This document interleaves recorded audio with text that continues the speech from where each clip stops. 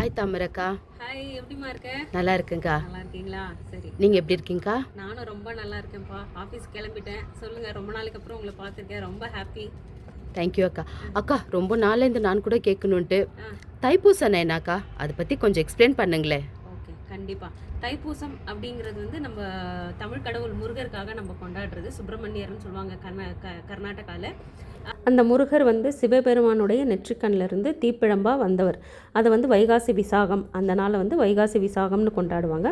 அதே மாதிரி 6 குழந்தைகள் 6 முகமாக இருந்தவங்கள வாரி அணைச்சி தாய் வந்து ஒரு முகமாக மாற்றுனது வந்து கார்த்திகை திருநாள் அன்னைக்கு சேர்த்தாங்க. அந்த மாதிரி செய்வாங்க. இது ஐப்பசியில் வர்றது வந்து சூரசம்ஹாரம்னு சொல்லுவாங்க. சூரசம்ஹாரம் பண்ணுறதுக்காக நம்ம முருகர் வந்து அவருடைய தாய் பார்வதி தேவி கிட்ட இருந்து வேல் வாங்குறார். அதுதான் வந்து சக்தி வேல் அப்படின்னு சொல்லுவாங்க. அதை வாங்கி அவர் வந்து சூரசம்ஹாரம் பண்ணுவார்.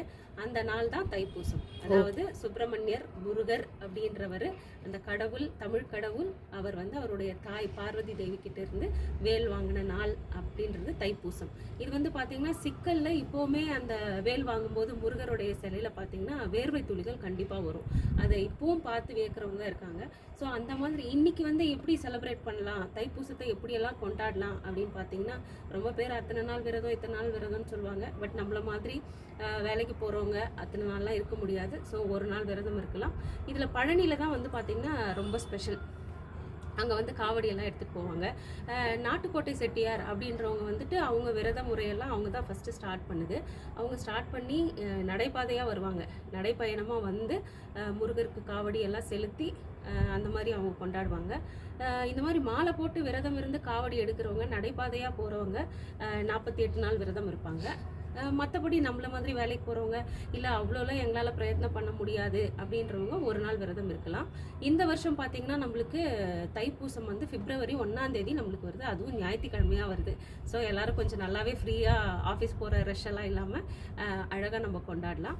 அது வந்து பார்த்திங்கன்னா நம்ம வீட்டில் எப்பவும் போல் விளக்கேற்றி பூஜை பண்ணி, வேல் இருக்கிறவங்க வேலுக்கு பால் அபிஷேகம், தயிர் அதெல்லாம் அபிஷேகம் பண்ணி நம்மளுடைய வேண்டுதல்களை வைக்கலாம். ஏன்னா வேல் அப்படின்றது வந்து பார்த்திங்கன்னா, முருகருடைய வேல் அப்படின்றது பார்த்திங்கன்னா வெற்றியை குறிக்கிறது, ஜெயத்தை குறிக்கிறது. ஸோ இது வந்து பார்த்திங்கன்னா வெறும் பணத்தோட கனெக்ட் பண்ணிக்காமல், செல்வத்துக்காக மட்டும் எந்த பூஜையும் வச்சுக்காமல், நம்மளுடைய உடல் ஆரோக்கியம், வெற்றி, எல்லா விஷயத்துலையும் வெற்றி, குழந்தைங்களுக்காக படிப்புலையாகட்டும், நிம்மதி முக்கியமாக, நம்ம உடம்பு ஆரோக்கியமும் நிம்மதியும் ரொம்ப முக்கியம் இல்லைங்களா? ஸோ அதுக்காகவும் வேண்டிட்டு நம்ம வந்து வேல் இருந்தால் வேலுக்கு அபிஷேகம் பண்ணி நம்ம படையல் போட்டு படைக்கிறவங்க இருக்கிறாங்க. அன்றைக்கி ஒரு நாள் விரதம் இருக்கிறவங்க பார்த்திங்கனாக்கா காலையிலேருந்து உபவாசமாக இருப்பாங்க. அதாவது வெறும் பாலோ பழமோ சாப்பிட்டுட்டு அந்த மாதிரி இருந்து ஈவினிங், அதாவது சாயங்காலம் 6 மணிக்கு மேலே விளக்கு ஏற்றி அந்த விரதத்தை முடிப்பாங்க. படையல் போட்டு முடிக்கிறவங்க இருக்காங்க, மாவிளக்கு போடுறவங்க இருக்காங்க. ஸோ அது வந்து அவங்கவுங்களோட விருப்பத்துக்கு ஏற்ற மாதிரி நம்ம பண்ணிக்கலாம். அன்றைக்கி வந்து பார்த்திங்கன்னா நம்ம கந்த சஷ்டி படிக்கலாம், அதுக்கப்புறம் கந்தர் அலங்காரம் படிக்கலாம், திருப்புகழ் படிக்கலாம். இல்லை இதெல்லாம் எனக்கு எதுவுமே படிக்க தெரியாது, எனக்கு படிக்கவே தெரியாது, இப்போ நான் வந்து கர்நாடகாவில் இருக்கேன், எனக்கு கன்னடா தான் தெரியும், தமிழ் படிக்க வராது அப்படின்னு சொன்னிங்கன்னா, ஓம் சரவணபவ, முருகா முருகா முருகா அப்படின்னு கூட சொல்லிட்டு போயிட்டே இருக்கலாம். அவர் வந்து நீங்கள் இத்தனை முறை சொல்லணும்னு எந்த கடவுளையும் யாரையும் வற்புறுத்துறது இல்லை. முடியும் போதெல்லாம் நம்ம சொல்லலாம். நம்மளுடைய மனக்கட்டுப்பாடு, அதுக்காக தான் இந்த விரத முறைகள்லாம் வச்சுருக்காங்க. உங்களால் எந்த அளவுக்கு முடியுமோ அந்த அளவுக்கு பக்தியோட, ஆழ்ந்த பக்தியோடு நீங்கள் செய்யும்போது எல்லாமே நம்மளுக்கு வெற்றியாக அமையும்னு சொல்லிட்டு, நீங்களும் இந்த தைப்பூசத்தை நல்லா கொண்டாடணும். கோயிலுக்கு போகிறவங்க போயிட்டு வரலாம், இல்லை வீட்லேயே முருகர் படம் இருந்தால் மாலை போட்டு சின்னதாக உங்களால் முடிஞ்ச ஒரு பழம் வச்சுட்டு கூட பூஜை பண்ணி நீங்கள் கும்பிட்டுக்கலாம். முடிஞ்சவங்க பாடல்களை பாடுங்க, கந்த சஷ்டி படிங்க. முடியாதவங்க டிவியில் போட்டுட்டாவது கேளுங்க. அதுவும் முடியாதவங்க முருகா முருகா முருகான்னு சொல்லிடுதுங்க. எல்லாரும் நல்லா இருக்கணும். தேங்க்ஸ் ஃபார் வாட்சிங். Please do subscribe and hit the like button. Thanks for வாட்சிங்.